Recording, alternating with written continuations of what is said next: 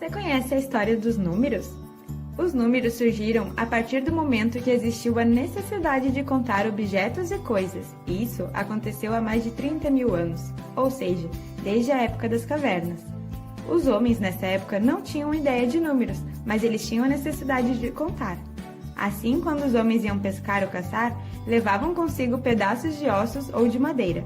Para cada animal ou fruto capturado, o homem fazia no osso ou no pedaço de madeira um risco. As marcas e desenhos nas paredes das cavernas nos confirmam estes fatos. Com a evolução do homem, que deixando de ser nômade fixou-se em um só lugar, esse passou a praticar não somente a caça e a coleta de frutos, mas também o cultivo de plantas e a criação de animais.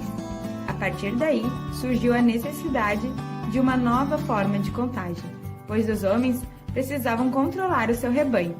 Com o tempo, foi percebendo-se a necessidade de agrupar esses objetos de contagem, formando conjuntos numéricos. Passou-se então a utilizar pedras. Cada animal representava uma. Mas como isso era feito? Para cada animal que ia pastar, uma pedra era colocada dentro de um saco. Ao final do dia, para cada animal que entrava no cercado, uma pedra era retirada. Assim, era possível manter o controle e saber se algum animal havia sido comido por outro animal selvagem ou apenas sido perdido.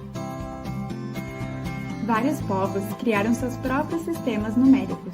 Os egípcios e os maias utilizavam símbolos e figuras. Os gregos e hebreus utilizavam letras para contagem. Tinha também os chineses e os indo-arábicos, entre outros que tinham sua própria forma de representar. Percebemos que, com a necessidade de contar e calcular, muitos povos criaram formas diferentes para facilitar esse processo.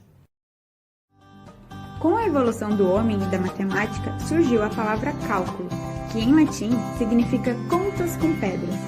O contar foi a primeira atividade matemática da humanidade, e à medida que o homem evoluiu, a matemática foi sendo necessária.